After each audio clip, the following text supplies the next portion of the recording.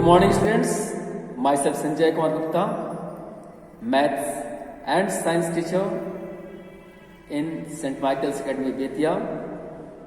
I am going to teach class 8 Science chapter 9 Sexual Reproduction and Endocrine System. Students, in previous classes we have seen how fertilization occur in human being.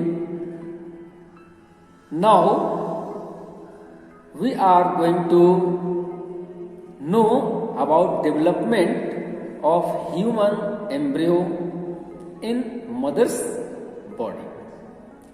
As you know that after fertilization, zygote forms, and this zygote again differentiated in two parts, two differentiates in four parts, four converted in 8, and thus this process continues, and the first appearance which occur in uterus is embryo. This is the first appearance of the clone of a human being. About this, we are going to know in detail how this clone grows in the mother's body, and after a certain time it completely converted into the whole human body and comes from the uterus, and it be able to see the world around us. So it's better to know about them by our book. So let's start reading book, try to know something about it and grow our knowledge. Development of human embryo. After fertilization, the zygote develops into an embryo. While descending down through the oviduct, the zygote divides repeatedly and gives the ball of cell. As I described about it earlier, that the zygote changes into embryo. जैसा कि आपको बताया गया कि यह oviduct से fertilisation के बाद यह एग नीचे चला जाता है और फिर यह जायगोट का निर्माण करने के बाद यह एक कोशिकाओं के बॉल के रूप में प्रतीत होता है, और यह बॉल ही पुनः 1 से 2, 2 से 4, 4 से 8 और 8 से 16 और इस तरह से यह जुड़ते और टूटते रहता है और फिर नए नए शरीर के अंगों का निर्माण करता है, जहाँ यह पहली स्थिति में टिश्यू बनता है, फिर टिश्यू टूटने जुड़ने से एक ऑर्गन का निर्माण करते हैं और फिर ये ऑर्गन सिस्टम का निर्माण करते हैं और फिर ये ऑर्गन सिस्टम पुनः जुड़ करके एक बॉडी का संरचना करते हैं। और इस प्रक्रिया में जैसा कि आपको पहले बताया गया है कि जो एम्ब्रियो तैयार होता है यह एक निश्चित समय के बाद एक बॉडी में जब कन्वर्ट होता है तो वह शरीर से बाहर चला आता है। These cells multiply and differentiate to develop into tissue, organs and organ systems of the body. This developing structure is known as embryo. On reaching the uterus, the embryo attached to the wall of uterus by placenta. Means placenta is a pipeline which provides all the nutrients and air through blood to the embryo for its development from the body of mother. This is called implantation. अब आपने देखा कि embryo uterus के wall से placenta के द्वारा जुड़ा होता है और इस तरह से यूटेरस में इस भ्रूण के स्थापित होने की प्रक्रिया को हम इम्प्लांटेशन के नाम से जानेंगे.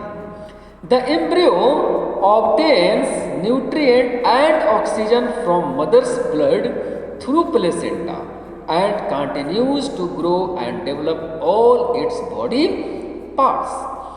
At 2 months stage, the embryo starts resembling the human form and is called fetus. यानी 2 महीनों के बाद जब यह एम्ब्रियो मनुष्य के रूप में आना शुरू होता है तो हम इस चीज को फ्यूटस के नाम से जानते हैं और यह एक मानव के क्लोन का फर्स्ट स्टेज होता है. The development and growth of foetus is completed by the end of 280 days and the mother gives birth to a baby. और यह प्रक्रिया जैसा कि आपको पता है 270 से 280 दिनों के बीच कंप्लीट हो जानी चाहिए और उस समय यह बेबी जो माँ के गर्भ में पल रहा होता है वह शरीर से बाहर आ जाता है. Viviparous and oviparous animals.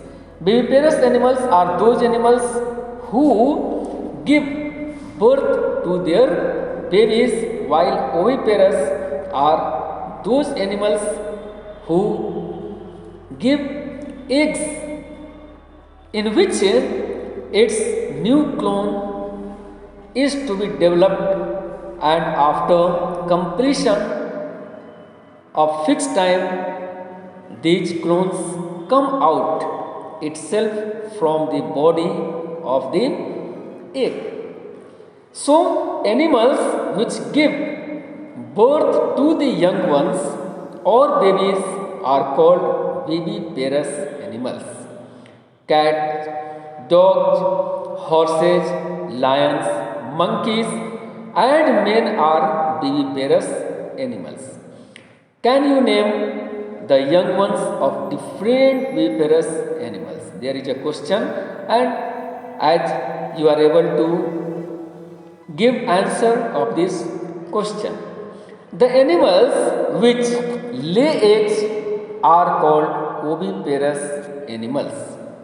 Insects, fishes, frogs, birds and reptiles are oviparous. In some oviparous animals such as fishes and frogs, the eggs are fertilized outside the body.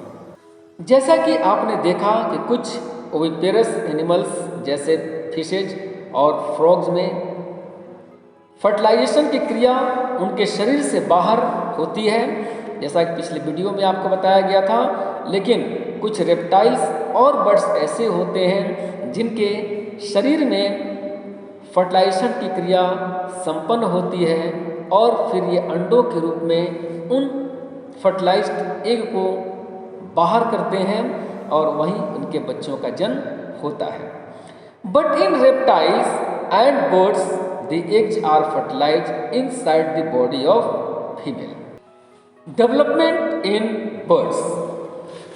In birds as hen, as the fertilized egg and zygote travels down the oviduct, several layers of yolk and protective covering are deposited around it by the wall of oviduct and uterus. The hard shell that you see is the outermost protective layer. Students, आपने देखा होगा कि अंडों के ऊपर एक white colour का कठोर सेल होता है जो कैल्शियम कार्बोनेट का सामान्यतः बना होता है। उसके भीतर कुछ वाइटिश पार्ट होते हैं और बीच में आपने पीले पार्ट को देखा होगा। तो ये जो वाइटिश पार्ट होते हैं ये मेनली प्रोटीन के बने होते हैं और जो इंटरनल आपने पीले रंग का जो जर्दी देखा होगा यह कुछ प्रोटीन और फिर फैट के पदार्थ होते हैं और यही वह मुख्य सेल होते हैं जिनसे नए संतति पैदा होते हैं। अब इन सब चीज़ों को बर्ड्स क्या करते हैं, एक वॉल, एक दीवार के रूप में एक सेल वॉल बनाते हैं, उस सेल वॉल के भीतर जमा करते हैं और फिर इसके ऊपर एक कठोर प्रोटेक्टिव लेयर जो आपने सबसे ऊपर के कवच को देखा होगा, हार्ड कवच, इसे अपने शरीर में ही तैयार करते हैं और फिर उसको अपने शरीर से बाहर भेज देते हैं। जब ये उनके शरीर से बाहर आते हैं तो यह एक निश्चित हीट को प्राप्त करते हैं और फिर एक निश्चित समय के बाद ये बच्चे उन अंडों से बाहर चले जाते हैं। These cell eggs are laid by the birds. The development of chick takes place inside the egg shell. The hen's egg takes place about 3 weeks to develop into a chick. जैसा कि आपको पता होगा कि मुर्गी क्या करती है, इन अंडों के ऊपर बैठकर एक निश्चित तापमान इनको प्रदान करती है और लगभग 3 सप्ताह के बाद इन अंडों से वह चूजे बाहर आ जाते हैं। Hen provides sufficient warmth to the egg to develop by sitting over it and this is called brooding. When development of chick is completed, the chick opens the egg shell and comes out. This is called hatching.